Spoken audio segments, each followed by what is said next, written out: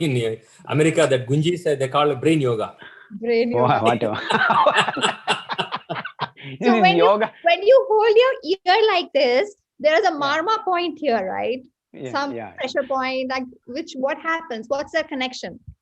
Basically, lymph nodes are connected. When you pull these two nerves, the lymph centers are in many of them. Actually, I think % of lymph nodes. Dr. Khader. Yeah, now. Your voice was breaking up when you were talking. Can't hear you.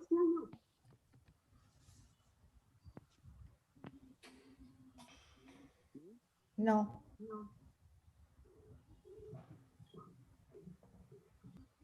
Maybe you need to increase the volume.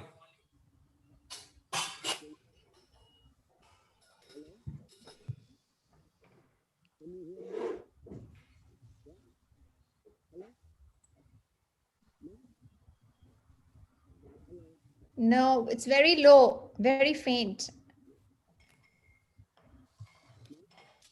Increase the volume, doctor. Increase the volume on your device. Raju garu, reconnect cheyamani cheppandi. Otherwise, doctor, you can actually disconnect and connect so that it will be better. Hello? Can Yes, you hear me? Doctor. Yes. Can you hear me? Yes. Yes, doctor. Yes. I cannot hear you, people. Oh. Now? We can hear you. Reconnect cheyandi, Doctor garu, please. Okay then. Yeah, thank you, doctor. All right. Yeah. When you hold the ears and then pull it in the angle, you are basically connecting to the lymph nodes, which are, I think, 28 to 30% lymph nodes are in the neck region. So the whole thing is going to kickstart your blood flow. Everything is going to be very fast. So if you do 21 Gunjidlu, you're activating most of your blood supply and everything starts. So you know the body gets that you are ready to go. Yeah, that's why quick exercise is that. So whenever you want to go somewhere outside, people go to Ganesha idol and then do 3 gunjis and then go out, and that is the logic. So there is this 21 number is also is a significant number. I've heard this number 21 in lots of places when I've read. So what is special about this number 21?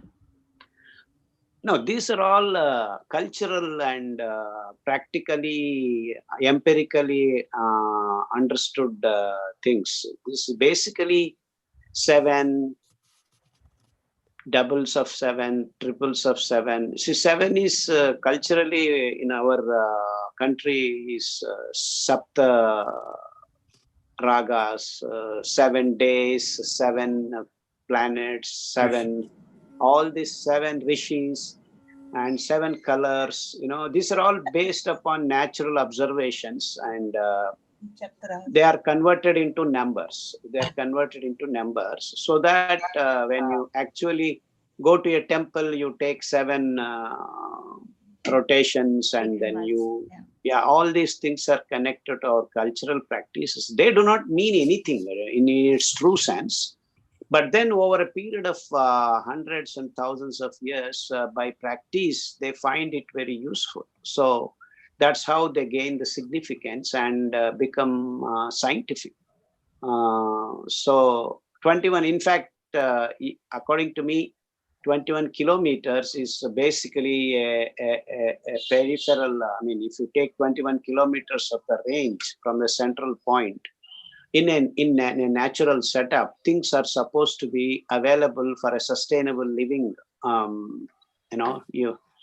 that you need can be available, should be made available in 21 kilometer range. What it also means is that if you can hold water, rainwater, in the 21 kilometer range, there is enough water for the people and animals and fauna and flora to live in a sustainable way. And you can extend it to beyond 3 times 73 kilometers. Then the range becomes too big for a normal human being to manage. But because we have added in technology and we are screwing up, making everything centralized. So that's 21 Okay. for you. I think we need like lots of time, but I know we're going to respect this 1 hour that you've given us. So we're going to start jumping right away. So thank you for joining, Dr. Khader. We really appreciate it. And but for those of you who don't know Dr. Khader, I'm going to give you a very brief introduction. He is known by lots and lots of people worldwide now. And my journey with him, just to give a little introduction through my connection with him and how it started. I had been reading lots of books on health written by lots of doctors, specialists, just looking at research, just because I just think prevention is the best medicine, just as our tradition, coming from our own tradition, culture. And so there were these prescriptions given in the books, diets, recipes, but they were always packaged with a long list of supplements. And I spoke with some functional doctors, practitioners who are fulfilling a major need, so everybody was talking about how toxic everything is. And, we need to go and eat fresh food, but at the same time, we need to have all this list of supplements. And so it was like the numbers were just too mind-boggling and totally out of range and totally out of reach from a common person. And then I heard Dr. Khader that one December, like almost a year ago now, a little more than a year, and everything, all the bulbs popped in my head. He made everything just fall like a puzzle, like a child's puzzle. Everything just fell in place. And I saw that whatever he was saying made so much sense. And he connected our health. Everybody was talking about human health in the books that I was reading, but he made that connection of our health to the health of the planet. We were all aware of how the climate change, the climate crisis, but there was no connection ever made for us, for the common person. And he just did that in that 1 hour, 2 hour talk. Everything was like crystal clear to me. And I couldn't sleep that night. I was awake the whole night and I was like, oh my God, Dr. Khader, I have to meet him again. I have to go back. And somehow that connection was established. And I'm so grateful to God for that. I'm grateful to him. I'm grateful to Dr. Khader. And that's what the intention is, to bring this connection, to make this connection happen with every one of you who's online at this moment. And there are so many people who are reaching out to Dr. Khader and making that connection happen. And the more people he touches, the better it is going to be for everyone. So thank you, Dr. Khader. And today's talk we've selected is again related to navigating. So food, reading about food all the time. America, it's interesting that all the diets that we read about have come out from this country. And all the practices that have flung far worldwide in terms of growing food, agricultural techniques, practices, and food industry have also come from this country. So it's ironic that all these diets, prescriptives are coming from the same source, the origin, whereas cultures and traditions which go back thousands of centuries, there's nothing nothing that we hear about, from them. They are the source of knowledge, yet there's nothing coming from them. And Dr. Khader is making that happen now, So he's going to help us understand these diets, all the diets that we have here about in terms of remedies, in terms of healing and solving our problems. What are they, like why they have come about? They are helping people. Yes, we hear about people being helped, but what are they really complete in themselves? Can we depend on them? And the questions will rise as he starts. So we'd love to hear you, Dr. Khader, talk about these Atkins, keto, zone, paleo, vegan, vegetarian, Mediterranean, whole food plan, blood type, eating by blood type also, raw food, and then finally intermittent fasting. So help us navigate this whole categories. No, and basically, why are we've lost, we don't know how to eat or what's going on. Yeah. No, that shows the complications of human existence, basically. And we in the name of technology and science and so-called progress, we have been complicating our lives. So when you see there are so many things, actually most of things fall into place. It's just that they are missing some links here and there. And everyone is confused, as you said, and we're all trying to tread this network of God's creation, trying to reach the whatever you call the zone. It's not a central point. See, we are all searching for a zone where we are all comfortable, and it is very exciting times, according to me, that people are actually finding ways and means and paths to reach this comfortable zone.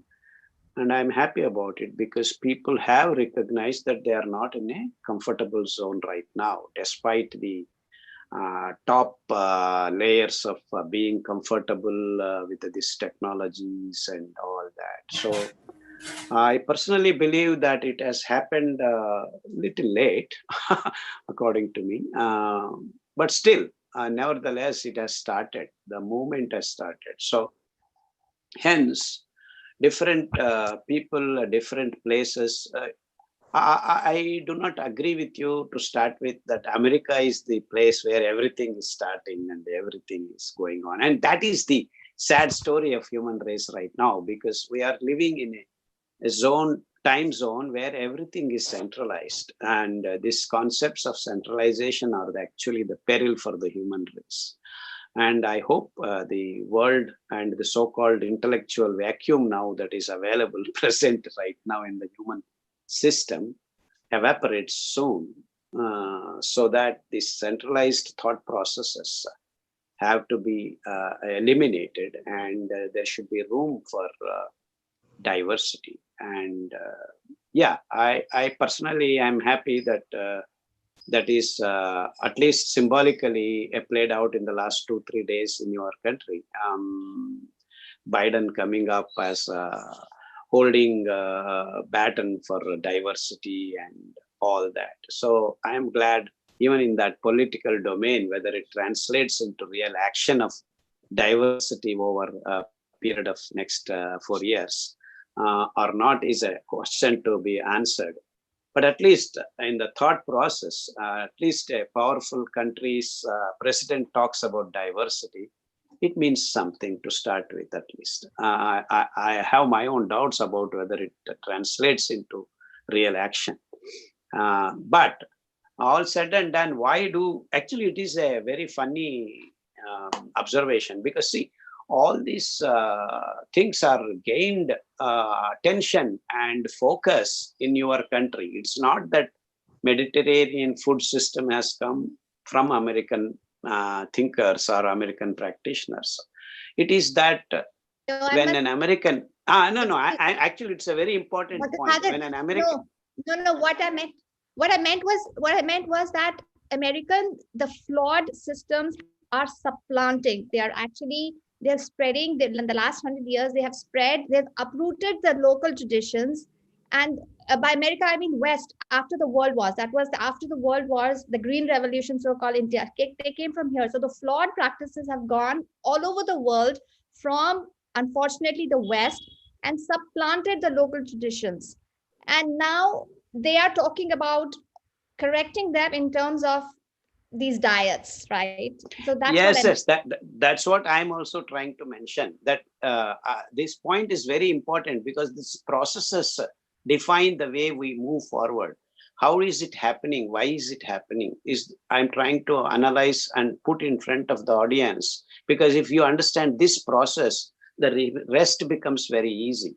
And these processes of attention, focus, all that is done by West. Okay, I like the word West rather than Americans.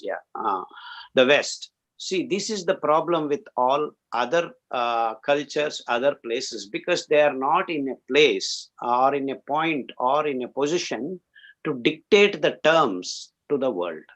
And these Western countries after the World War due to the science and technology. And this is the point I'm trying to communicate. I'm not trying to tell anything about what you have said, but why is it happening? You said, why is it happening?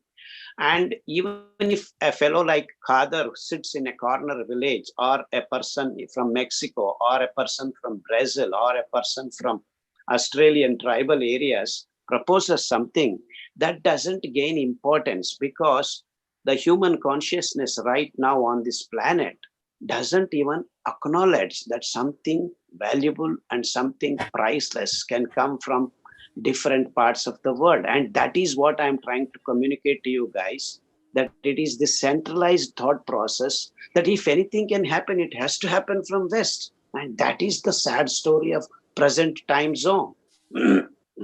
And because of the physical technologies, the technology of the physical world, be it MRI, be it CAT scan, be it a missile, be it whatever you call the present today, smartphones, and we are able to connect from here to there. All these things are all, dazzling the human mind, and people fall prey for it.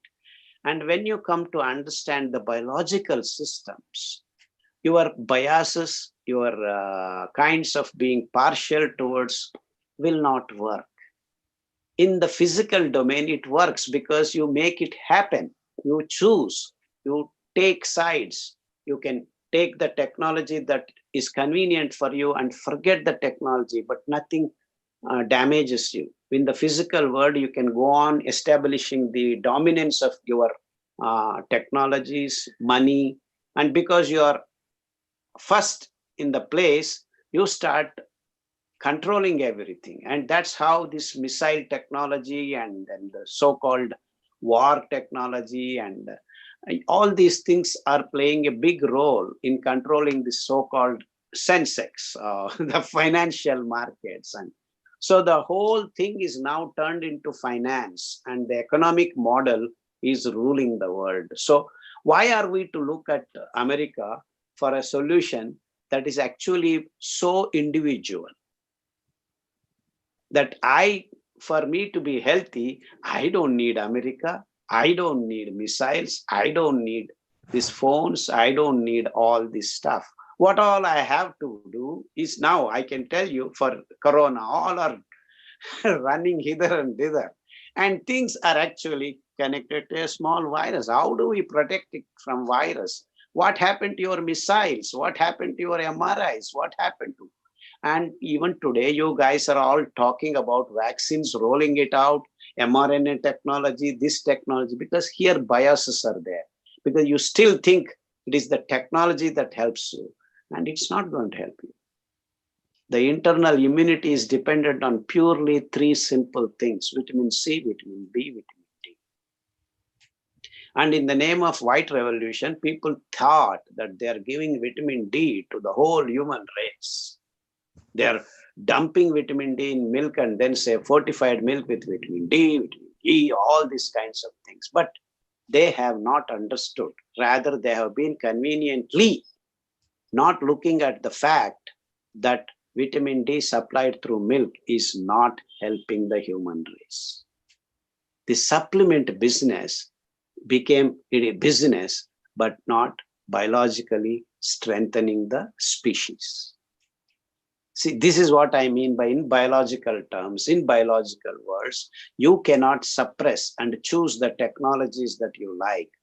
It may look, it is helping you to start with, but then at the end of the day, it is each individual's health which has to be gauged and quantified, and that's what matters.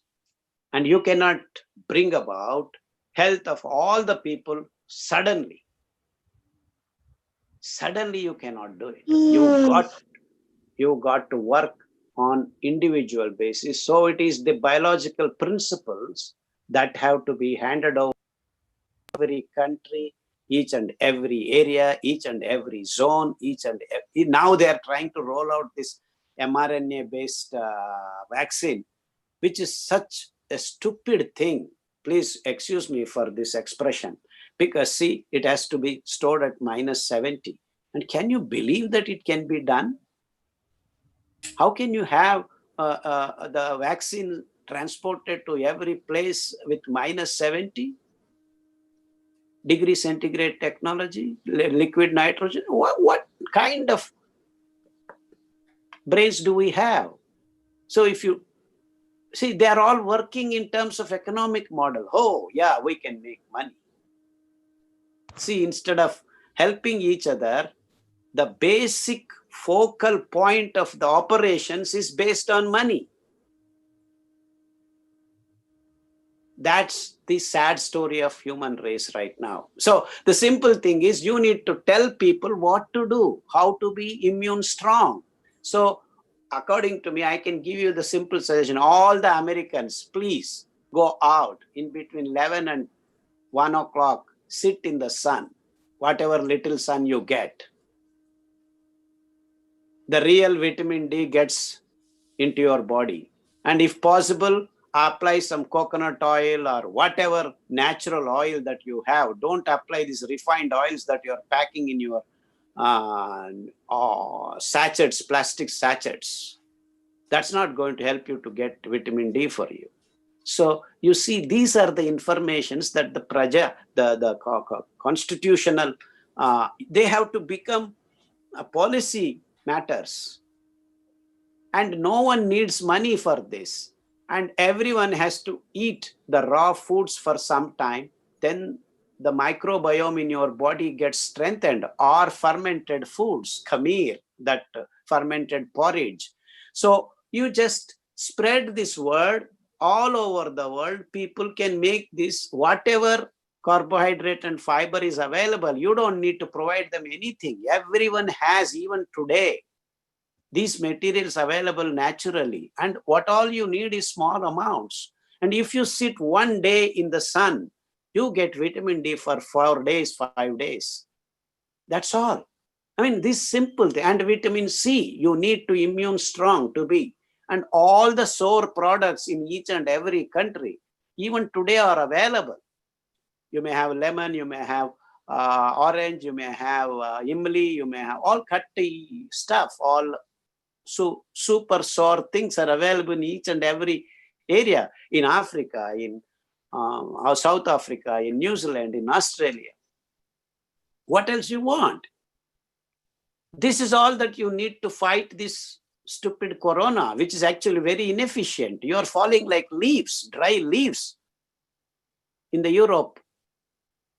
And you need to become immune strong, not rolling out vaccine protocols. You are going to get out. In the same way, different methods of Atkins, paleo, all this. So we're not to find fault with these methods and diet plans. See, diet means you are trying to come out of a particular diseased condition. So we need to look at things as a whole. As you pointed out in your first introduction of me, that there is a connection to everything, to the planet's health, to your health, to fauna and flora. So we all have to understand that there is an inherent connection to everything that we are running around, to the times, to the place, to the environmental conditions. Everything decides our health. So we have screwed up the environment. We have made the global warming happen. And it is our job and it is our responsibility to get back to the natural systems. And to create the natural systems, luckily, you don't need, of course, technologies do help if we travel in the right path.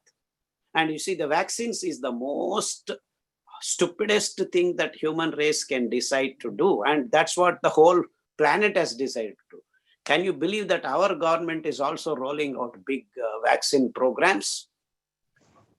Yeah, And there are local vaccines, some local vaccines. And these vaccines are so funny, so funny. I can only use the word funny. See, each vaccine is different, and because each technology is different, and they believe, one group believes that, oh, you kill the virus and then develop the vaccine. And another technology, because I can make mRNA and then do that, I can have mRNA vaccine technology. And what if the corona is just laughing at us and say, hey, okay, God, that's fine. I will just change one protein. So what happened? Your vaccines, they don't work. And to figure out whether it works or not, you need time, another 1 year.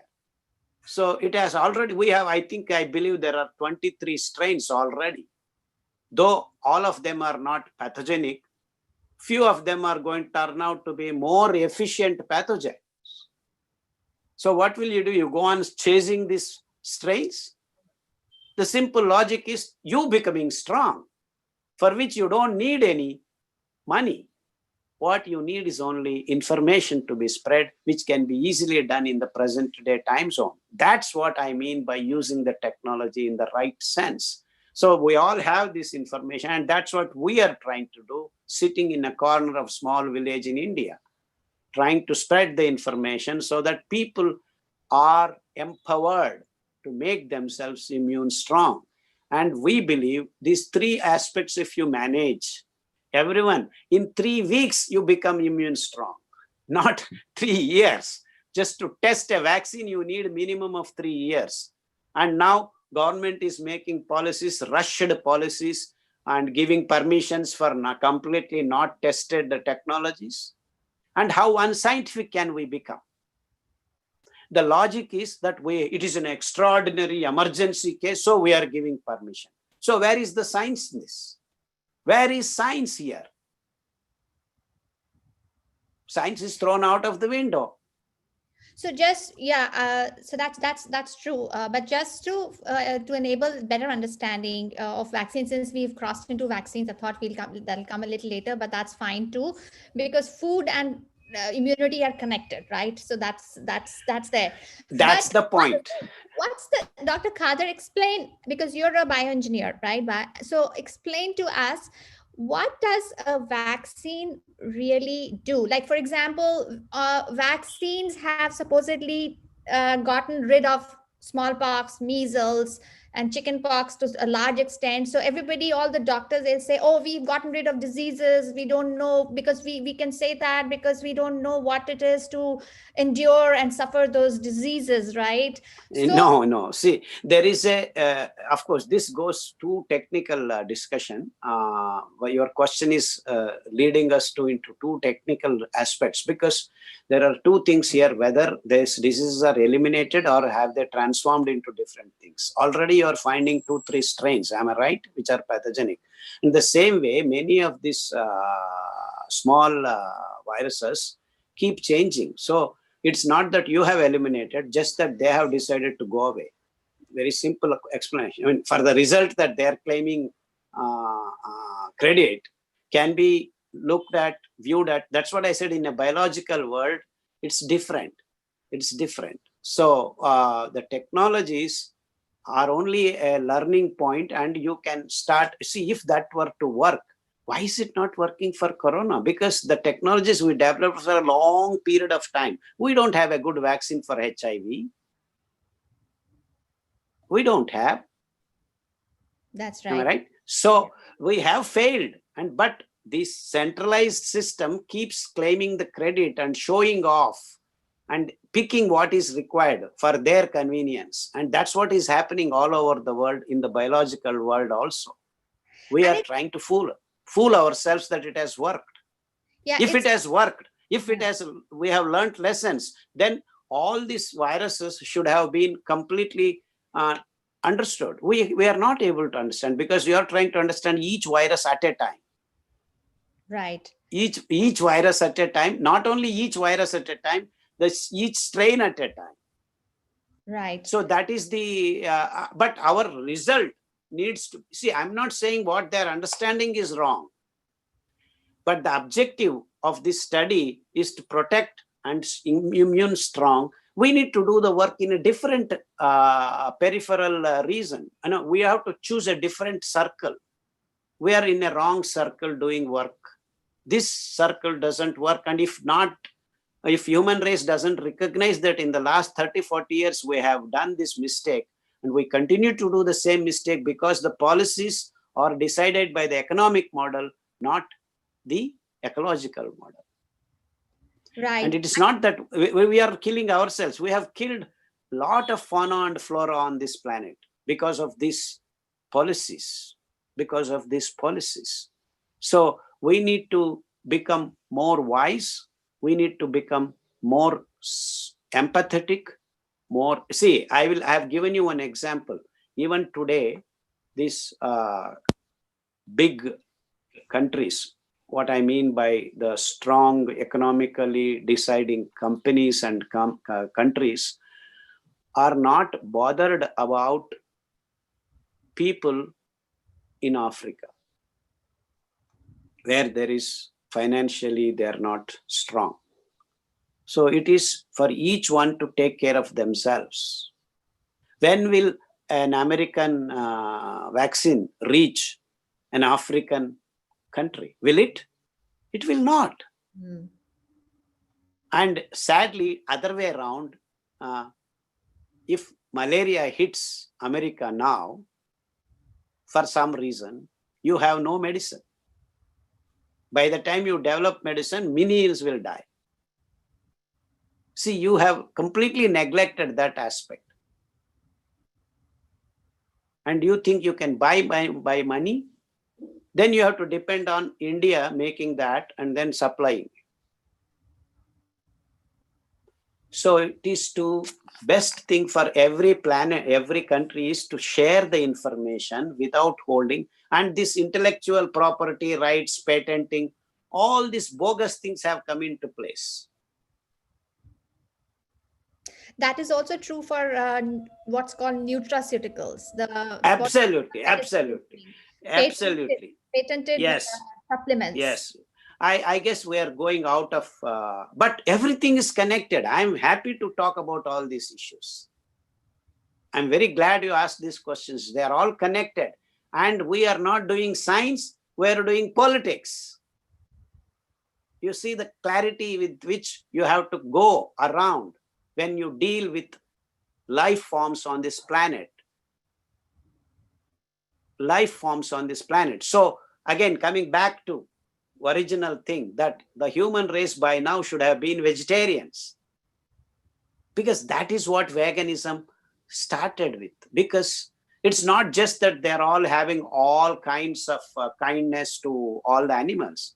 It is just that you have figured out that you are falling prey to your own bloodthirstiness, because it is creating diseases. And we have a lot of studies, animal protein being not able to be digested properly, the leftovers, the reminiscents, the proteins undigested are unlocking our genetic material and creating havoc in the right metabolic pathways are being screwed up in the system. And that's why you have carcinogenicity developed because of viruses, because of chemicals, because of various technological advances. You call this race. All these are reasons for carcinogenicity being, what I can use the word, astronomically increasing. Imagine just 180 years ago, cancerous conditions were very, very few.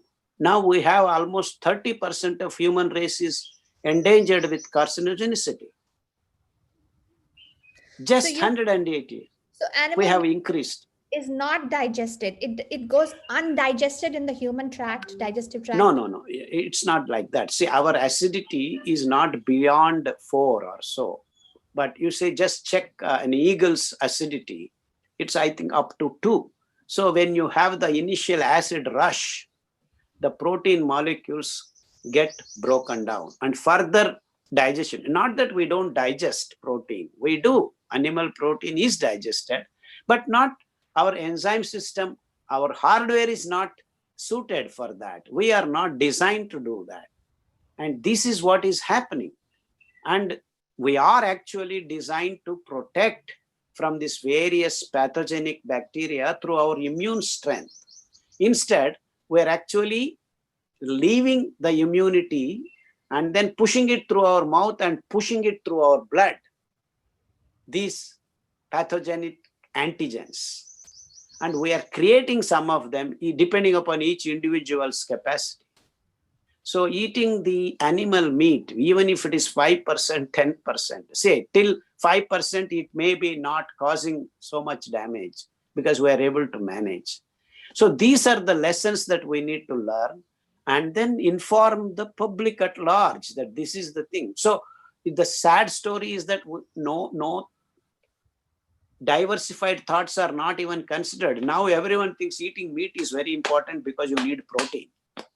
As if protein is not available in the world otherwise. And some of the, the paleo, I was reading a little about paleo diets also, and they say they give evidence in terms of what has been cited in the in the fossils of earlier human beings, what they could be eating. And they're saying that it is just like the feline species, the human species, the growth of the brain and the reduction of the digestive, the gut is similar, and it means that we are supposed to be eating, meat. So what kind of reasoning is that? No, that's the same logic you can use, that our intestinal length, the long length is connected to, see, these are again biases.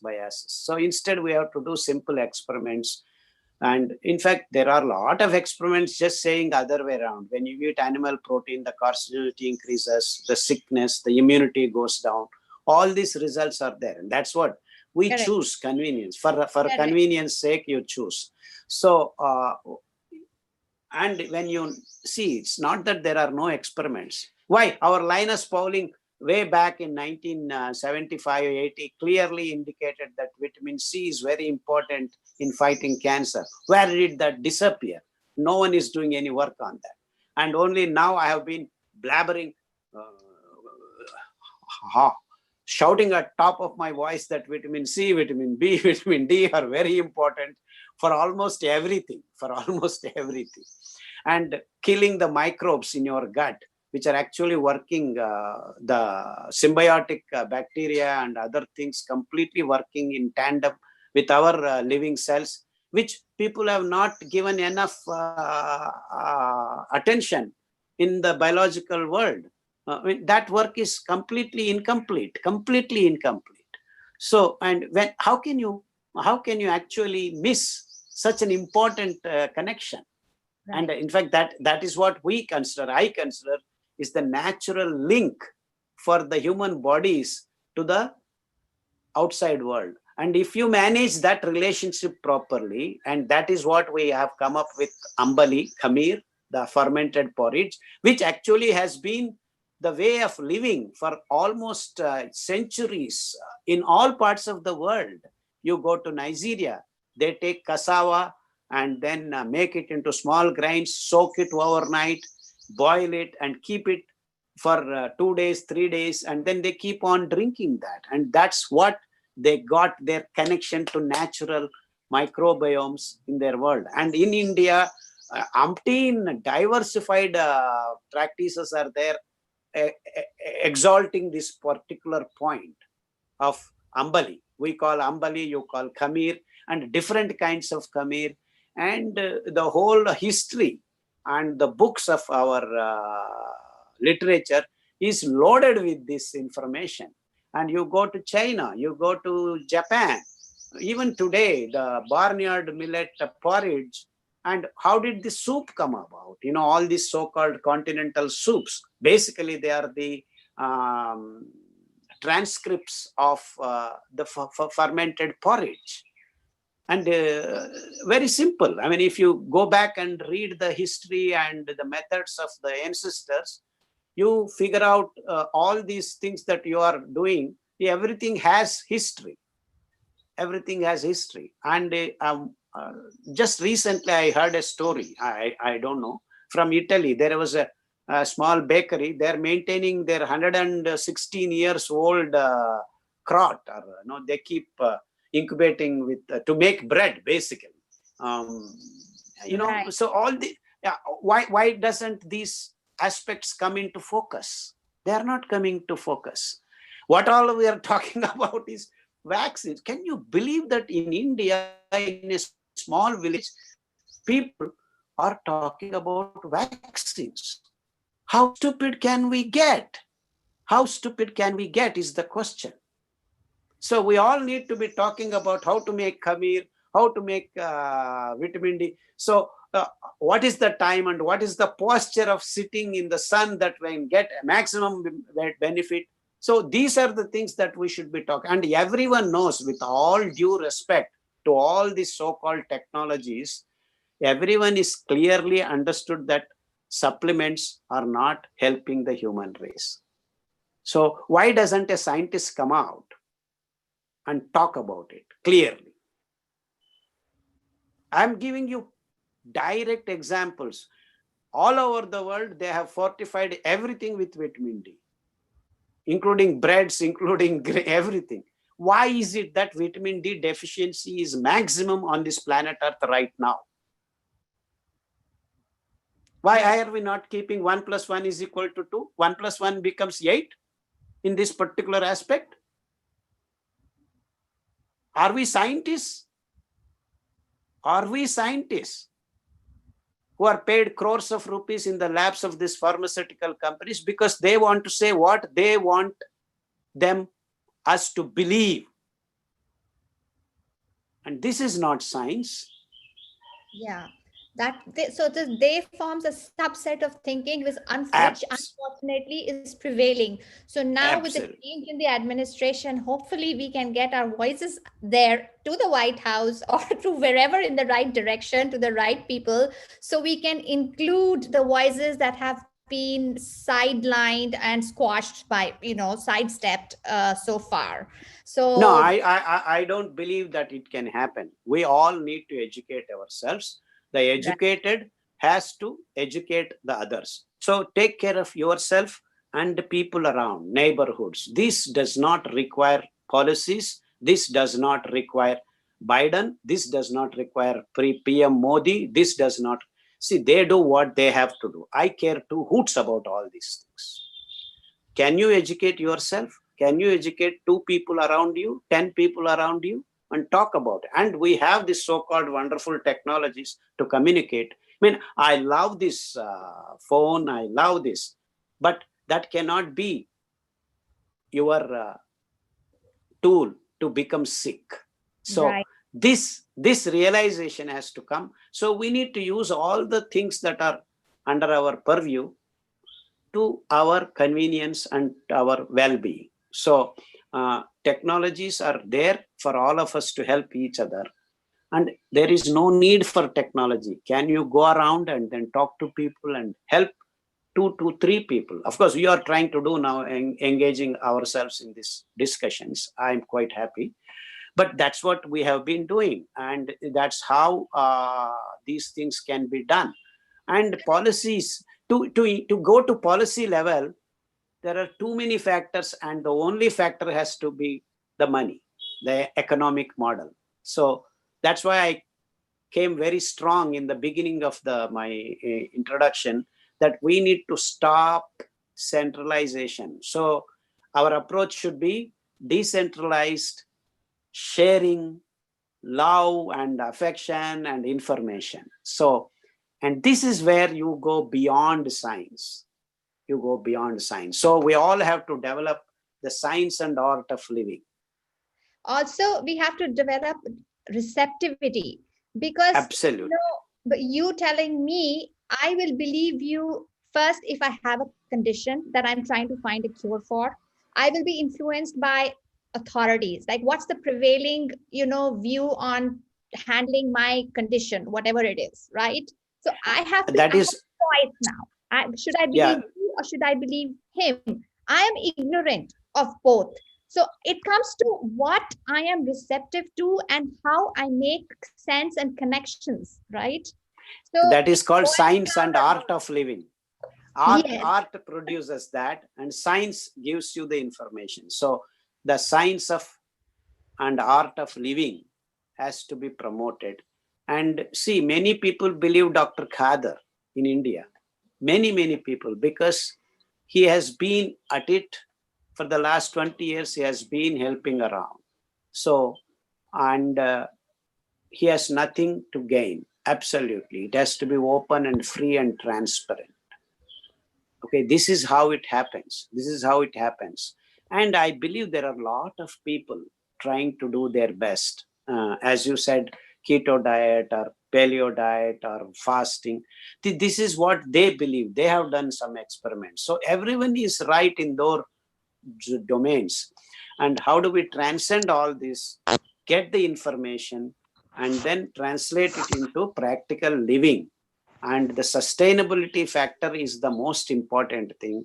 Right. And I personally believe everyone can become sustainable if we start respecting natural resources. And the least you use and spend a day in a proper way, and we continue to add day by day in a sustainable living, and then the planet gets to a good state of being. I think that's So, the key word here, sustainability. Even for Yes. individuals, if we start with ourselves, is this a practice Yes. or choice I'm making sustainable for me? And then Yes. is it going to be sustainable for Sustainable the community I'm living in, the earth I'm community. living on? Yes. So Yes. I So the opulent living of Western style, opulent, I call OPULENT, opulent living of Western style first has to be discouraged, not by the West. They are used to it. As you said, they are used to it. We should not ape. Everyone should not think we all should have Mercedes Benzes and we all should have this. We all should start living a simple life. And that's where you fill the intellectual vacuum to come out of these practices, not to ape the West, to lead a sustainable, local need, necessities have to be fulfilled. Needs and necessities, not wants and demands. Dr. So, Kadir? yeah, thank you. I hope I answered your question. Sorry, yeah. Dr. Kadir, this is Jayashree Vemuganti. You've raised a very interesting point, sir. I've been in exclusively watching all your videos and stuff for sort of past 2 years and following a little bit. I do have a question though.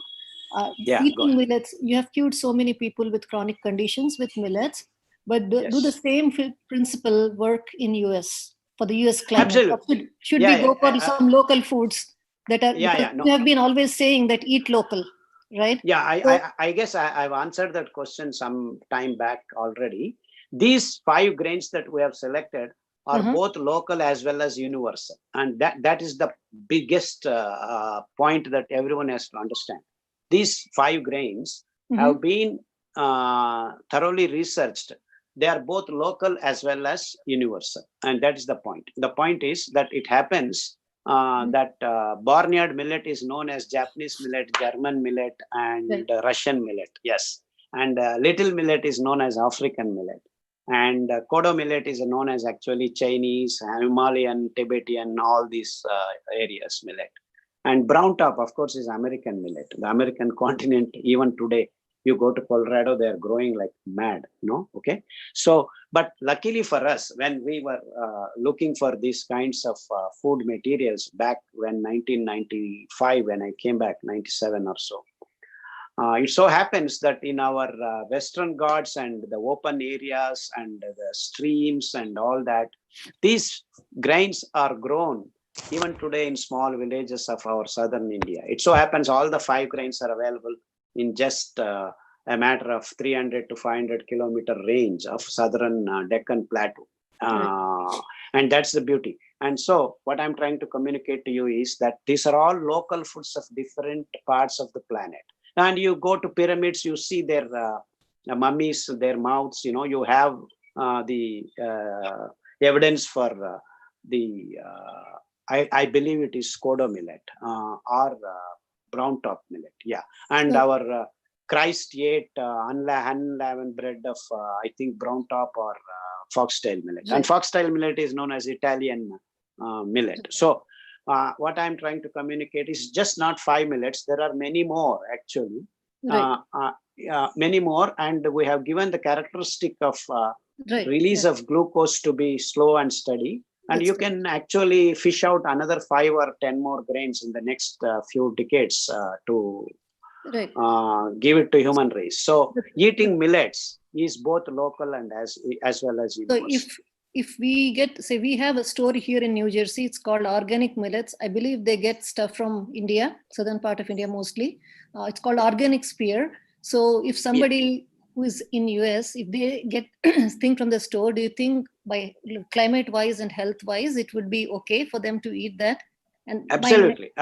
No problem at all. Because if Americans were not to be influenced by these events of whatever have happened in the last 150, 300 years, they would have still been eating brown top millet or little millet. You understand what I mean? Mhm. So Mhm. they are local foods. So please go ahead and eat without any doubt, and you will feel the wellness.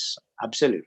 Yeah, so maybe this is a question, maybe I can take you offline. I have some news that I need to share to you, but I don't want to use this public public platform. How would you like me to communicate? I have some information that I really need to share with you with regards to Sure. millet. Let's have a separate meeting through Chavi Chawla. Connect to her, and we will meet Okay. again. Thank you, sir. Thank you so much. I appreciate it. Actually, we would like to hear what is that information. Dr. Kadar Garu and Chaviji and Raju Garu, this is Reddy from Hollywood. There are a lot of audience who are new in this call today. Dr. Garu, if you can kindly explain what these 5 millets are, how are they better than rice and other wheat? And also there are a lot of people who have questions, what kind of proportions these millets are cooked to have the best result, number 2. And number 3, there are a lot of people even in the chat group questions regarding the vaccine. I know you have already told about vaccine, but if you can just give your perspective, whether people, what benefits if they have vaccine or also, please. So if you could kindly clarify these few things for new audiences in the group, with Chabij's and Rajuji's permission, if Dr. Garu, if you can spare a few minutes on this topic, please. It's up to Dr. Khader completely, but that's the basic information is there on YouTube, on my blog also, on my YouTube also, if you'd like to check that. But if Dr. Khader wants to answer, of course, it's totally up to him. Yeah, just in brief, within 3-4 minutes, I would love to answer his question, because it is important that they have connected to us, and it is imperative and our job to inform them, or at least bring them up to, though not the whole story. Sir, it has been a 25-year story. I will try to summarize in 5 minutes. Thank you, sir. Yeah. So back when I was in America, I found a small girl, a 6-year-old girl, menstruating in an hospital, and they were not able to stop the bleeding for the girl. And then that's when I started being a scientist, researching why America, the girls were menstruating at the age of 6 to 10, 6 being maybe the lowest at that time. And I immediately connected to the fact that Americans for the last 20-30 years, this is back in 1987, okay, they were already fortifying the milk with all kinds of chemicals, as well as synthesizing, I use the word specifically, consciously, synthesizing milk using the HF or Jersey cows, which the research in the name of biotechnology and creating white revolution started introducing these hormones, both steroidal as well as proteinous hormones, into the bodies of the babies. And the baby's hormone imbalance started. And then people started menstruating early. And that's because of the societal conditions where women was actually trying to come out of the shackles of women liberation, that they have to work and all that. So all said and done, then I figured out that it gave me the kick start to watch and do work on all the things that are going to the human mouth since that particular point.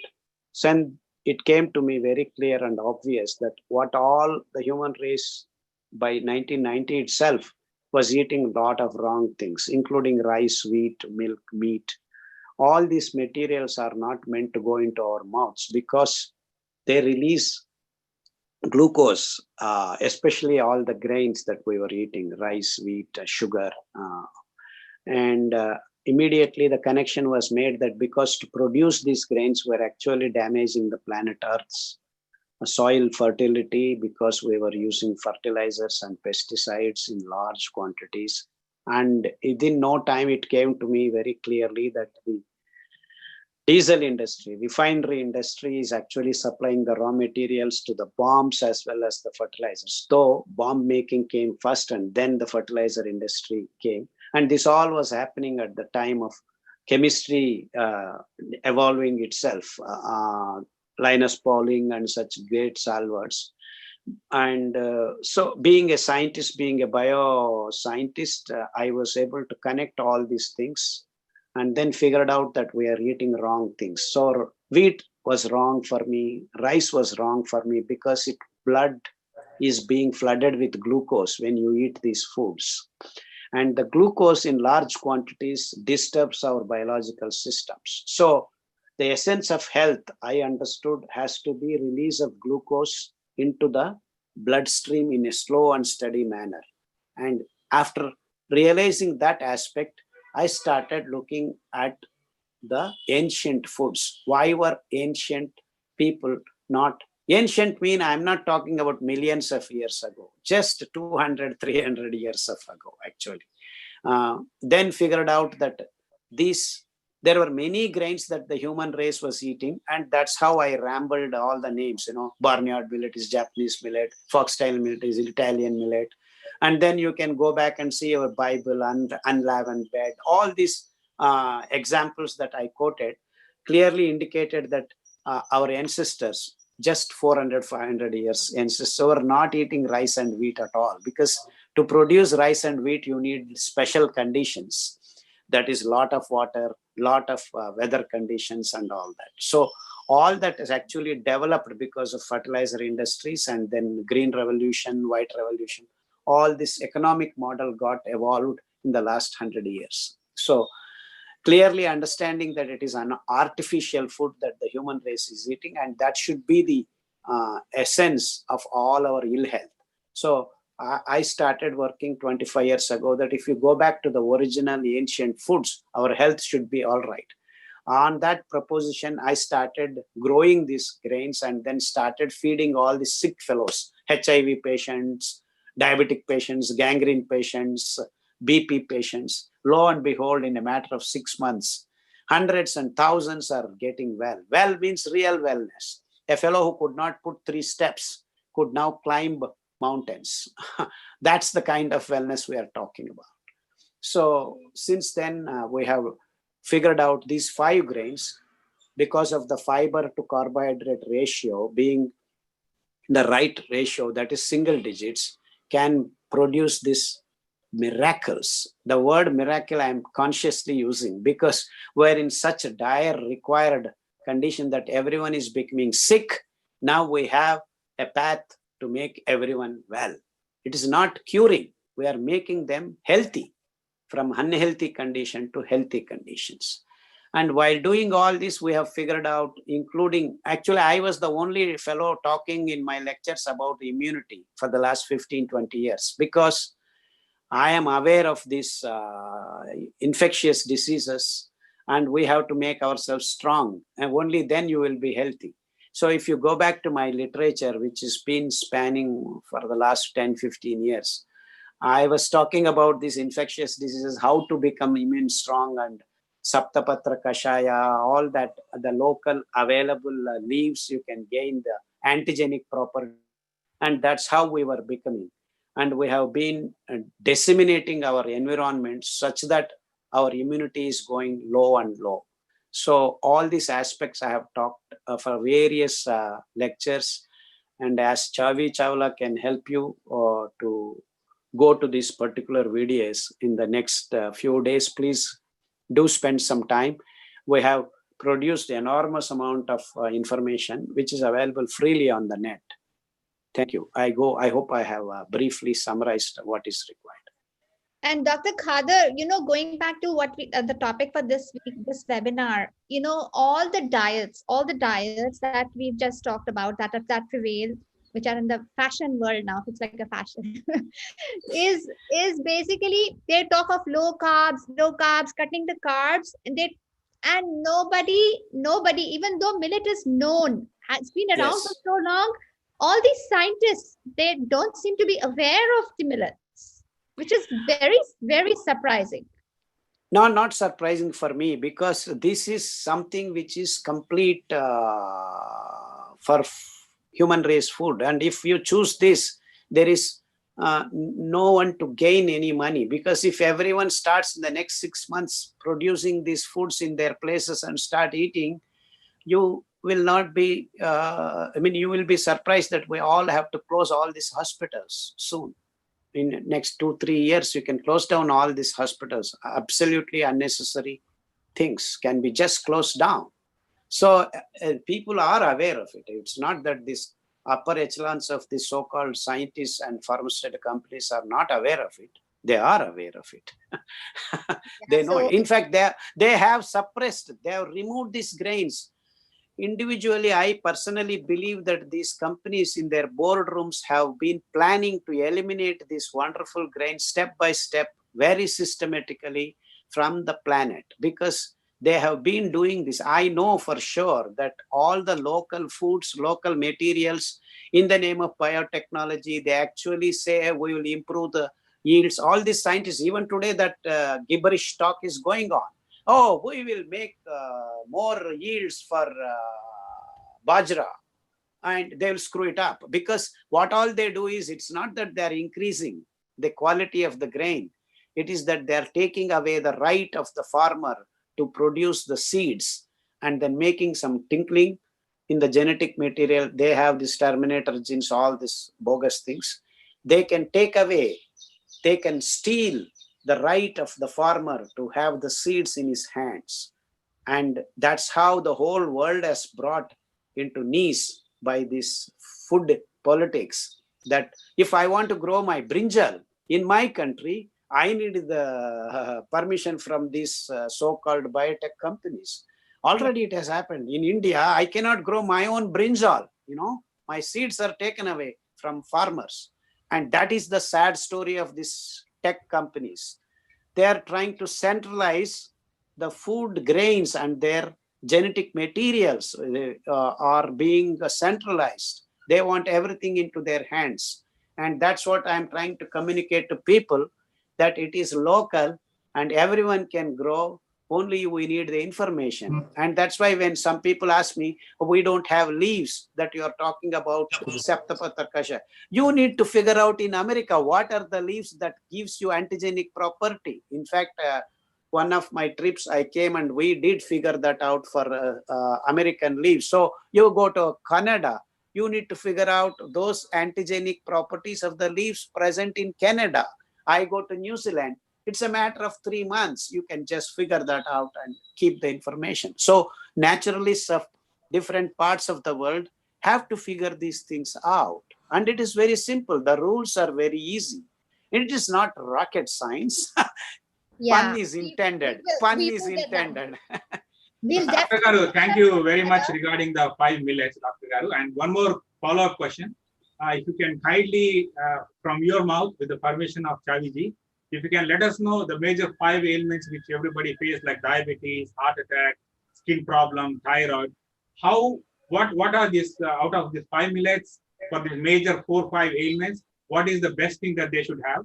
A lot of people also want to know, what is the water to the millet ratio of these 5 millets that is best right for having the correct kind of nutrients for the ailments that they can get out of this 5 millets? The last question I didn't get. The last question is, Dr. Garu, for the major 5 ailments or 6 ailments, what are that one should use out of these 5 millets? For like diabetes, what is that? And I got. And the second one is, the people are cooking different ways, but a ratio of a particular millet to water will give you the maximum nutrients out that will cure your body ailments. The right ratio. Yeah. Thank you, Doctor. All these 2 questions are answered very well in my protocol, which is available everywhere in almost 4 or 5 languages. And want to hear from small Dr. Garu, from your own. Okay. That would be like a Vedam for everybody. Okay. See, actually, there is nothing like ratio, but there are 2 to 3 different ways of cooking millets. One thing is, very important because of the structure of the grain, having the fiber and the carbohydrate very beautifully interwoven from the center to the periphery, and the peripheral lignons being very important. So unpolished grains become very, very important in especially helping the cancer patients, because the lignons have, of course, a lot of work has to be done further into future. Lignons are very, very important in making our bodies anti-carcinogenic.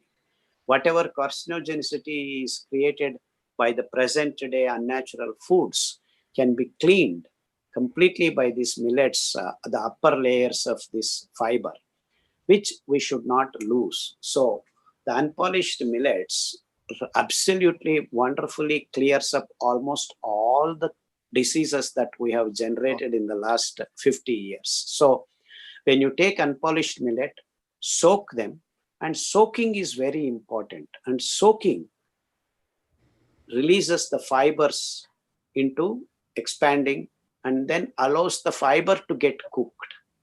So this raw food business does not go well with millets. You cannot eat millets raw, period. At least minimum of soaking is very, very important. So 6 to 7 hours of soaking the grains is a must, because that's the way it is designed. Absolutely. And people may come up with silly questions. So I grind the grain, I have flour, so there is no need for the water to seep in into the center of the grain. The whole flour is exposed. Still, the fiber has to absorb water and expand. Minimum of 1 to 2 hours is required, even if you have flour of the grain, because North people want to make chapati, roti, paratha. So you want, even if you have got the grain completely milled, the flour has to be also soaked for 1 or 2 hours. And just get back to the olden practices of making bread also. They rest the flour. They use the word rest the flour. Rest the flour, Resting the flour means soaking. The fibrous content of all the things have to be soaked and the water has to be absorbed. It takes time. It takes time. Because fiber is a complicated chemical structure. And the water molecules, though are going to be allowed, it requires time, because this hydrogen bonding, oxygen, nitrogen, they have to exchange their bonds in a matter of 15 seconds, 20 seconds doesn't happen. Some chemical reactions do happen that way if the electrons are very highly charged. But then the water is a very funny chemical. It is neither charged nor not having charge. So that hydrogen bonding makes it very special and it requires time. And that's why you want to cook slowly and with your own hands. And this is very, very important. Very, very, very important, because we are talking about the logic comes from the nature of things. Why water is like that, I cannot answer. It's God's grace that it is like that. So you cannot answer all the questions. Things have to be accepted. That is called nature. Nature is like that. Why water molecule has 104-degree angle between two hydrogens and oxygen? I do not know. I can keep coming up with some hypothetical. Oh, because this sp3 hybridization. Why is sp3 hybrid? So at certain point, you need to keep your mouth shut and accept that it is so. So I can go on digging and find, but then there will be a question left. So somewhere you have to stop and accept things as they are. And then the further logic can be built. Okay, so soak the grain, whatever your grain is, even if you are taking finger millet, soak it well. And the biggest mistake present today human race is making, even in India, is not soaking the grains, because people are already interested in ordering on Zomato or something, and they want ready-made to eat. So no one is bothered about making things the way you need to be making. Okay, so this is the first point. Soak the water, soak the grain for 5 to 6 hours if it is full grain. If it is suji, you soak 3 to 4 hours. If it is flour, at least minimum of 1 or 2 hours. And how much water, it doesn't matter. 1:10, you can make fermented porridge and then consume the whole water. Don't throw away, because now all the good things, whether it is vitamins or this or that, are all there now floating in the water. So don't throw away any water. No, I'm answering the question. This is very important. It's a good question. So it is not the ratio of the water. It is whatever water you have first washed and thrown out is gone. The remaining things, whatever amount of water you soak, all the water has to be utilized. If not in the same dish, you can use it in a different dish, but don't throw the water. So 1:10 is okay, 1:4 is okay, 1:2 is okay, depending upon what you want to eat. I want to eat vegetable bath, I want to eat pulao, biryani. So you may want to reduce the amount of water, but soaking is very important. Soak with good amount of water, remove the water, drain the water, use the water in somewhere else, and you can make a dry kind of dish or completely watery dish like fermented porridge, or make roti. It doesn't matter, but don't throw the water away. So this is the technical aspect. And how do you want your dish to taste? How do you want your dish to feel? All that is left to local creativity and your choices. It doesn't matter at all. You can make any way you like. You can make mushy, you can make dry, you can make spongy. All that is left to your creativity. Dr. Thank you, Dr. What we have been seeing is there are a lot of stores popping up left and right, saying that they are selling millets. They're from India, brought from somewhere. But how do we certify? What certification should we be looking for to say it's like not a polished kind? Because what they're saying is that there is some level of polishing that goes. So if we might it has to be complete trust. It has to be a trust based. See, then you enter into technologies, then a certification, everywhere the cheating can be coming, everywhere the policy matters come. It is all trust. You have to trust the people. You have to, I know trust is the last thing that you have right now. Dr. Khader, I want to ask you a related question to this, and then we can go to a few more questions that people want to ask you. So the semi-polished, one of the stores here says they are selling semi-polished. So with the germ intact, with the outside brand, but the germ intact. Is that something which is acceptable? Which is okay? Yeah, absolutely okay. Okay. See, only for cancer, you need the upper lignans, but all other diseases, diabetes, all these things are very simple. By BP, cholesterol, all this can be solved even with little semi-polished, but completely polished is not good. Okay. So what is hulled and what was the other one? So, madam, hulled and husk, H-U-S-K, husk. See, removing the husk is called hulling, H-U-L-L-I-N-G. So, basically, proso millet is very easily available, I think, in the Northern American continent. Proso millet. So they remove the husk very easily. That is easily amenable for dehulling. So they all use the words dehulled millet. Dehusking is actually a process called hulling. Hullers they are called. No, actually hulling is actually once you remove the husk, you blow a lot of air and the whole thing gets dehulled. So that is the whole process. Dehusking and removing the husk that is already to be thrown is called hulling. So that is okay to eat? Those millets are okay? Yeah. Okay. The other kind is pearled millets is what. Pearled. So that was my next question. So then what is pearled millets?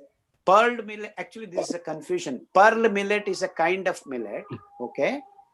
But when you polish them, especially some millets look like pearls, shining. So the word pearl is, there are two different words. Pearl is like your pearls, you have pearls which are shining and beautiful. So a millet made to look like a pearl is called pearl. So you can have proso millet which looks like pearl. So what they do is basically they apply little oil or some chemical to make it look shiny. That's called pearl millet. But there is a pearl millet, P-E-A-R-L millet, which is a particular called in Hindi bajra. It is called bajra. It's a particular millet. So don't get confused. Okay, Doctor, Shashi. last question, Dr. Garu, could you kindly let us know for those major 5-6 ailments, what are the right millets to use, please? Can we, Dr. Khader, can we come? I know you'd also, it's 5:44. There are like few people who have been trying to reach you and who've been waiting very patiently. Could you please, can I present their questions to you? Yeah. So Shashi Rekha, can you please go ahead and ask? Unmute yourself, please. Namaskar, Khader sir. I'm really Namaskar. honored and grateful to you, sir. Somebody sent me your video, and from that I have seen several videos of yours. But I have one question, sir. One is, when we do Ambali every day, there is like, we are only 2 people, but the amount I make is left over. Is it okay if I leave it outside and have it second, third day, or I have to keep it in a fridge? Or that's a question, kind of. Yeah, it's a practical question when the families shrink into 1 and 2. Yeah. So No, sorry for my. No, because I'm trying to laugh at our. See, we are becoming centralized small families, and these are the funny problems you face. Imagine there are 5 to 8 people in the house. There is nothing. Your question doesn't arise. no, Yeah, sir, because the thing is like, if I leave it outside, say second day, the more it gets fermented, is it okay? Or like, yeah, there is a thin line wherein Okay. other unwanted bacterial processes start. So you should be able to recognize the smell. Okay. And if, as long as that smell doesn't come, Okay. you can have it, and Okay. nothing happens. And just beginning also okay, you can eat. So depends on the place where you are. In fact, in our place, you go to Vijayawada, within 5 hours, everything has to be consumed because it No, becomes. sir, right. Yeah. Yeah. Right now, I'm in New Jersey. It's kind of very cold out Yeah, here. cold. So I don't So- think there is any up to 24 to 48 hours, you will have no problem in that cold Okay. places. Okay. And most of American houses, they maintain around 23, 24 degrees. Am I right? Your Correct. central. Yes. So with that particular temperature, you can keep very safely for 36 to 48 hours. Oh, okay. So Thank after you, sir. that, I personally believe you should throw away. Don't keep it in the fridge. When you keep things in the fridge, what happens? The Mhm. microbes get into lower activities. So you want to consume, you have to again keep it back. So you are creating the cycles of the microbes are being disturbed by temperature variations. So you in America, you have incubators. So you can keep your porridge pot in that particular place and maintain 22, 23, 48 hours, you are good to go. Okay. Thank you, sir. Thank you. I really appreciate. Thanks a lot. Big help. There is a person who wants to know if it's possible to regenerate the cartilage that is impacted by osteoarthritis in multiple joints of the body. Yes, answer is yes. Yes. And how? And follow the protocol. Follow the protocol. It is there. Yes. So which protocol should he follow for the joints? Oh, right now we have updated the protocol. There are 105. So I don't have it on my hand. You just have to go through that. I have sent you the protocol list.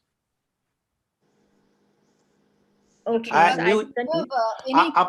Updated protocols you have. You just check for the joints and pains, There is. Okay. Dr. Khader, do you have any, there are a lot of women who are going through this perimenopause, menopause stages. Do you have any protocol for that? Absolutely, absolutely. You look for a protocol, the hormone imbalance. You will get all the details, what you should do, should not.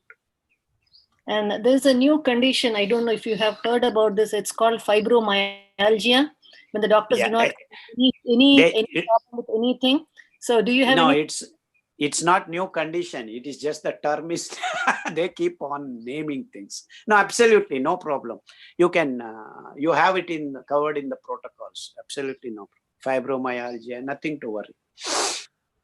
You can follow the nerves protocol. Yeah. There is this person. She says that she's been trying to reach you for the last 3 years.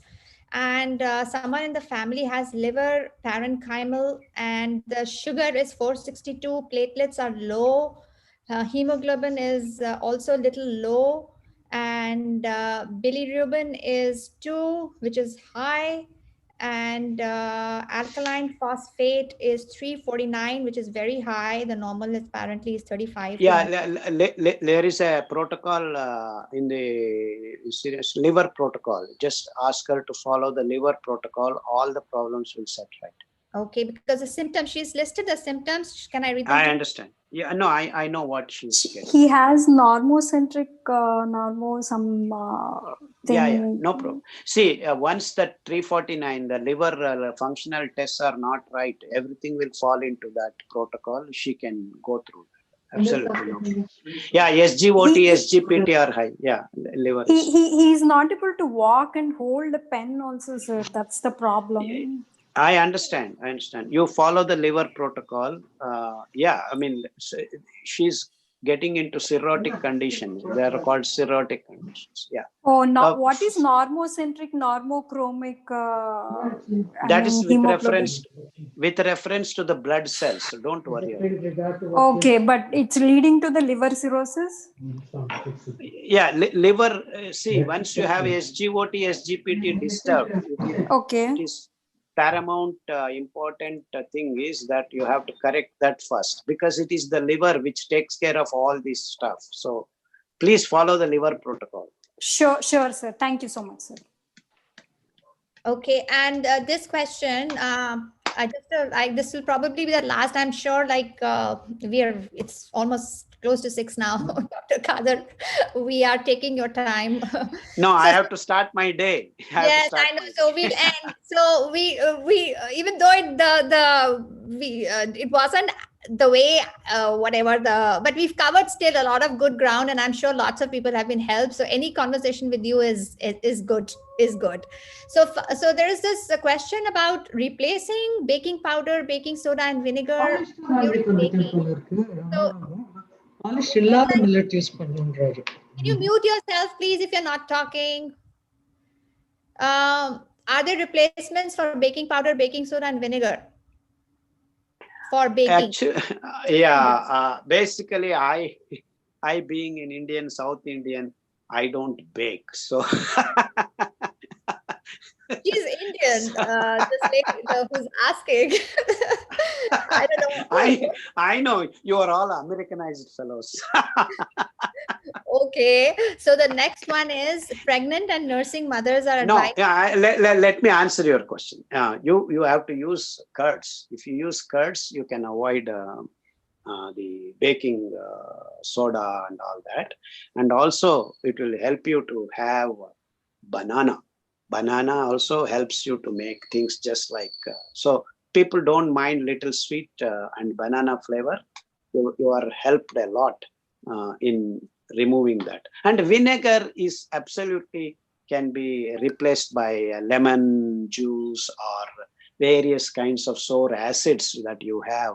You can in fact just take tomato juice, filter it, make it thin and use it. Acetic acid is vinegar. So, and people have so-called cider from apple, this and that. And so vinegar per se is artificial. You can use ciders if you are wanting to be natural. There also you get vinegar. So don't use vinegar per se. You can use ciders. I mean, a lot of alternatives are there in your market. Of course, all your market is flooded with plastic. Try to get out of plastic first. We have to, that's why this whole sustainability includes not just food, it includes Yes, plastic, yes, it includes gardening, growing food, growing all kinds yes. of things. So the other question is, pregnant and nursing mothers are advised to take DHA tablets on omega-3. So anything else? No, What are the foods to be absolutely. taken instead? The same foods, khamir and a good amount of sunbathing. Sunbathing is very important for the babies and the lactating mothers, because lactation depends on these three factors: vitamin B, vitamin D, vitamin C. See, these three I keep mentioning because many instances of human existence requires this wonderful balance of these three units in the body. These are fantastic combination. Others are also required. I'm not saying they are not required, but these are central to many of the biochemical functions that people have to understand. So sit in the sun. Please reach. Sun is free. Sun is free. Don't complicate your lives. Don't complicate your lives. Please sit in the sun. Northern hemisphere between 10:30 to 1 o'clock you can, because never sun is harsh there. In tropical and subtropical countries, please seek the sun in the early morning and evenings. Very simple, very simple. Don't go out in tropical and subtropical countries in the afternoons. It is dangerous, not good for anyone. Okay, so this is simple as that. Have I answered your question? Yes, I'm asking Yeah. for somebody, so it's That's what. Yeah. So sitting in the sun is the best answer for all that people, menopause, this and that. So sun is very important, and that's what we call Surya Namaskara. You know, we have yogasana, 7 steps you of Surya Namaskara. mentioned in your talk today that there is a right posture to get to maximize the sun. What is the posture? Surya Namaskar, that asana, or some other posture? Yeah, that same, the 7 postures, you know, to get to Surya Namaskar, you know, the body gets primed. Yeah. Okay. To do Surya Namaskar itself. Yes. 7 steps of the body movements, you know. It's not, Surya Namaskara is not one posture. It is 7 steps. Some people actually divide it into 12 steps. Yeah. So, yeah. Right.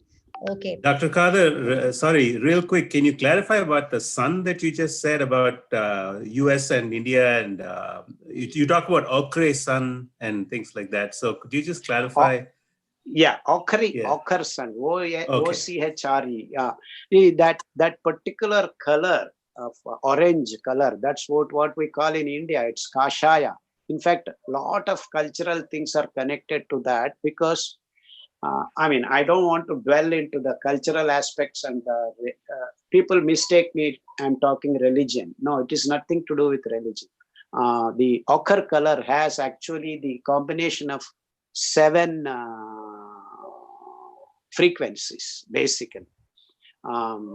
So those wonderful set of frequencies of the light is supposed to actually initiate the circadian cycle and steroidal metabolism. Corticosteroid metabolism is connected to that directly.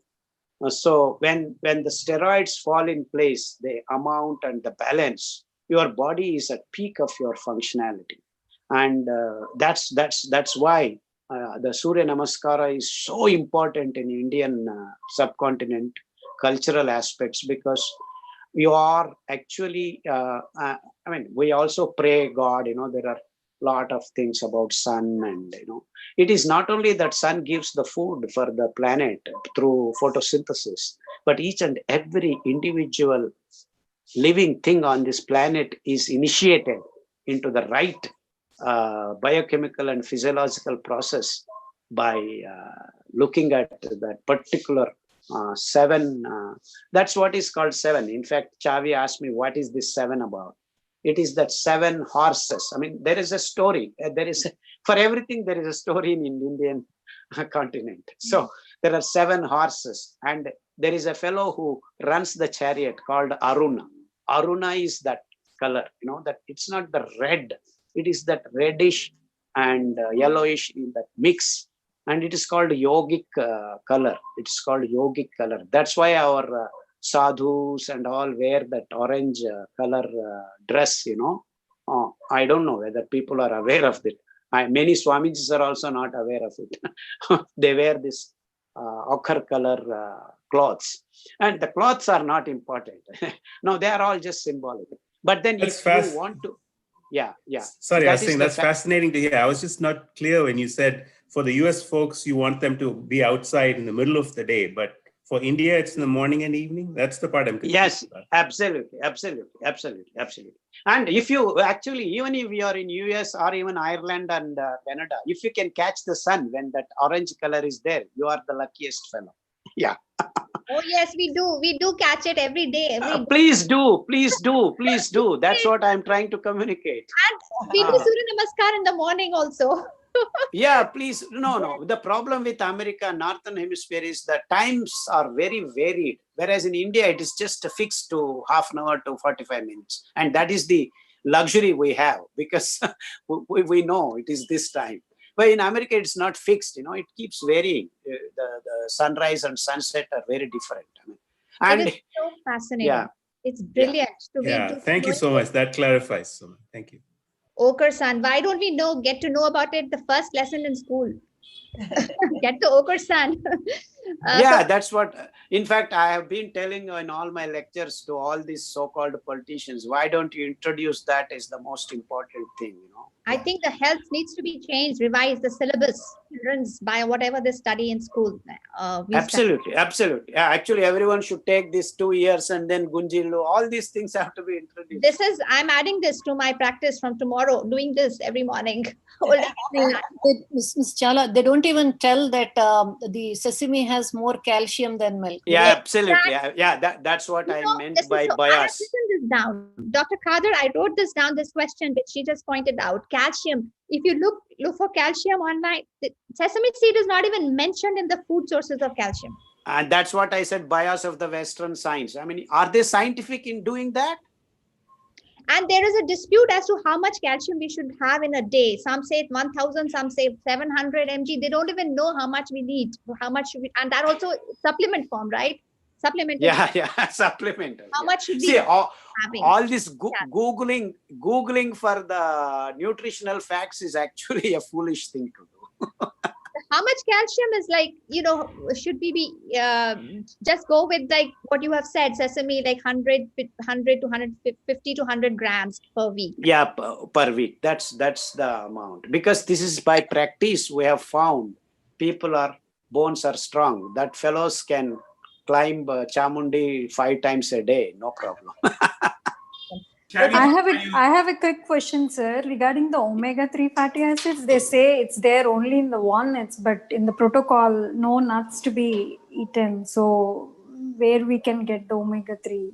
No. You can eat nuts. I'm not saying don't eat nuts. You eat local nuts, unprocessed nuts. We eat ground nuts happily here.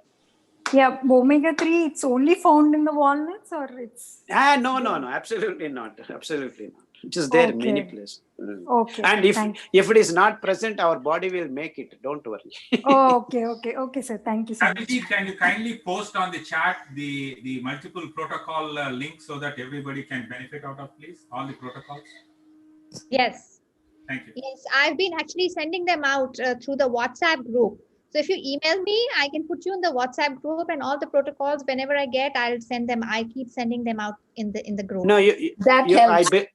Chavi, you have already got some Facebook, I believe. You can put it in that. People can. Yes, I have made a Facebook group. Thank you, Dr. Khader. Actually, I wanted to mention that. So if people can, if you're on the group, I can send you the link, and then you can join and get all the information. So will you please allow me to go back to my day? Yes. After one more question. Final question, sir. When will we have a Khader equivalent in US who can tell us what are the equivalent leaves we should be using? That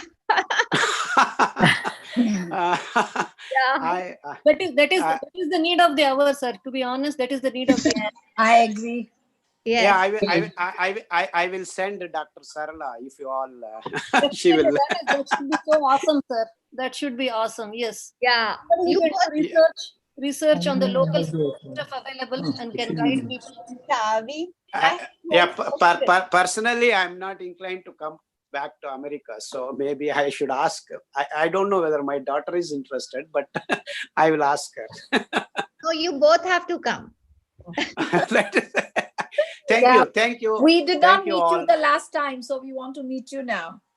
Thank you very much.